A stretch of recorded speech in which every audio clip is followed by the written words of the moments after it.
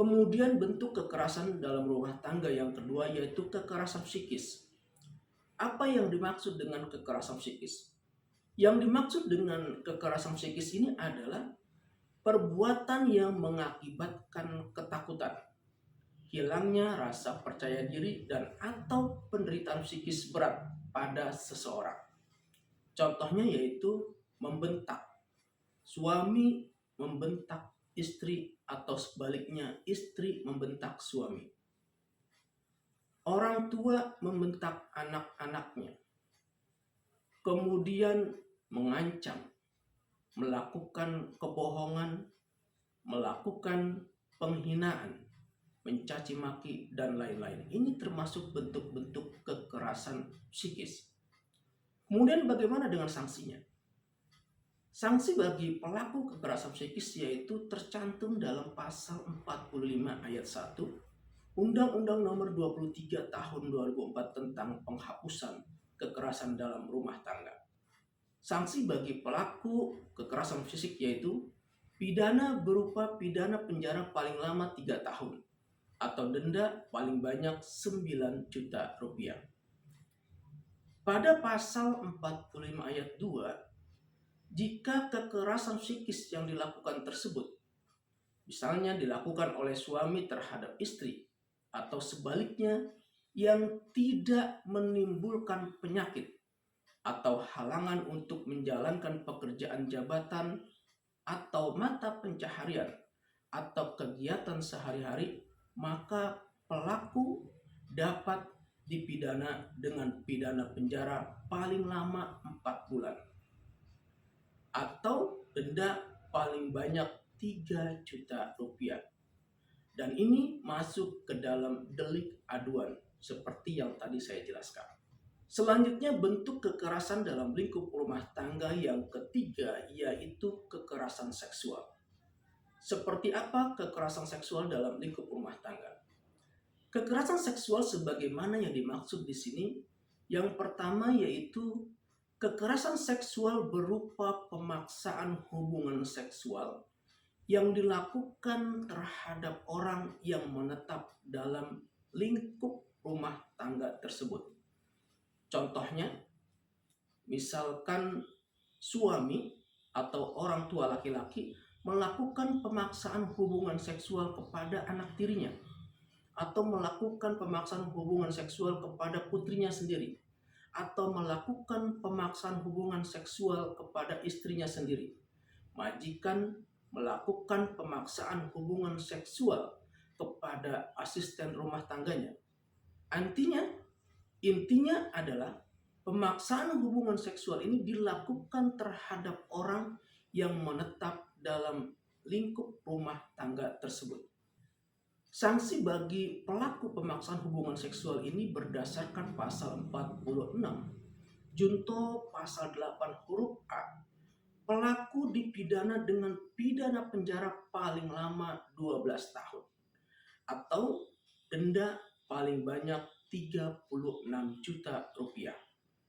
Ini sanksi bagi pelaku kekerasan seksual. Perlu dicatat bahwa kekerasan seksual berupa pemaksaan hubungan seksual yang dilakukan suami terhadap istrinya sendiri merupakan delik aduan. Kemudian kekerasan seksual dalam lingkup rumah tangga yang kedua yaitu kekerasan seksual berupa pemaksaan hubungan seksual terhadap salah seorang dalam lingkup rumah tangganya dengan orang lain untuk tujuan komersial dan atau tujuan tertentu. Contohnya yaitu seperti memaksa istri, anak atau asisten rumah tangga yang menetap dalam lingkup rumah tangga tersebut dipaksa melakukan hubungan seksual dengan orang lain dan kemudian mengambil keuntungan dari hasil hubungan seksual tersebut. Maka berdasarkan pasal 47 Junto pasal 8 huruf B, pelaku dipidana dengan pidana penjara paling singkat 4 tahun dan pidana penjara paling lama 15 tahun atau denda paling sedikit 12 juta rupiah. atau denda paling banyak 300 juta rupiah. Jika kedua jenis perbuatan pemaksaan hubungan seksual sebagaimana yang saya jelaskan tadi mengakibatkan korban mendapat luka yang tidak memberi harapan akan sembuh sama sekali, mengalami gangguan daya pikir atau kejiwaan sekurang-kurangnya selama 4 minggu terus-menerus atau 1 tahun tidak berturut-turut, gugur atau matinya janin dalam kandungan, atau mengakibatkan tidak berfungsinya alat reproduksi, dipidana dengan pidana penjara paling singkat 5 tahun dan pidana penjara paling lama 20 tahun. Atau denda paling sedikit 25 juta rupiah dan denda paling banyak 500 juta rupiah. Selanjutnya, kekerasan dalam lingkup rumah tangga yang keempat yaitu penelantaran rumah tangga. Seperti apa penelantaran rumah tangga ini? Penelantaran ini berdasarkan pasal 9 yaitu berupa menelantarkan orang dalam lingkup rumah tangganya padahal menurut hukum yang berlaku baginya atau karena persetujuan atau perjanjian ia wajib memberikan kehidupan, perawatan, atau pemeliharaan kepada orang yang menjadi tanggungannya. Penelantaran ini juga berlaku bagi setiap orang yang mengakibatkan ketergantungan ekonomi dengan cara membatasi dan atau melarang untuk bekerja yang layak di dalam atau di luar rumah sehingga korban berada di bawah kendali orang tersebut. Ini yang dikatakan sebagai penelantaran dalam rumah tangga.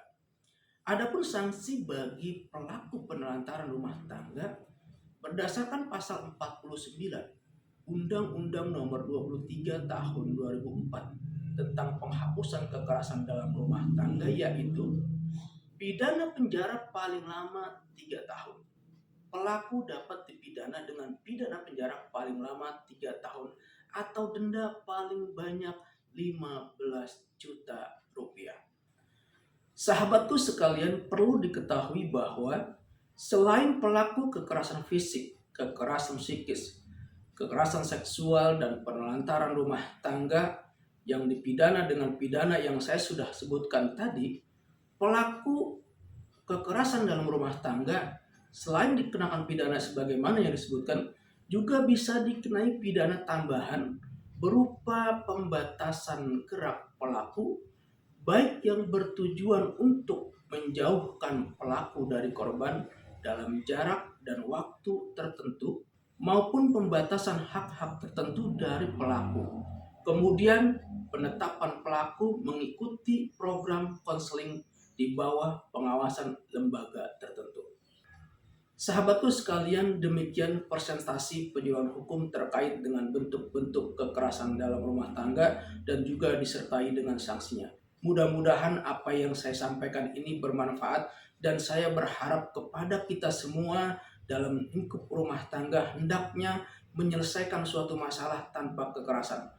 Stop kekerasan dalam rumah tangga, karena pasti dan yakinlah bahwa penyelesaian perkara rumah tangga dengan kekerasan tidak akan memberikan solusi terbaik, justru akan menambah permasalahan yang lebih berat.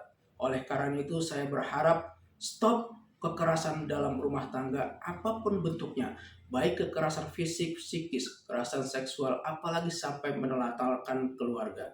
Demikian, semoga bermanfaat. Wassalamualaikum warahmatullahi wabarakatuh. Salam penyuluh hukum.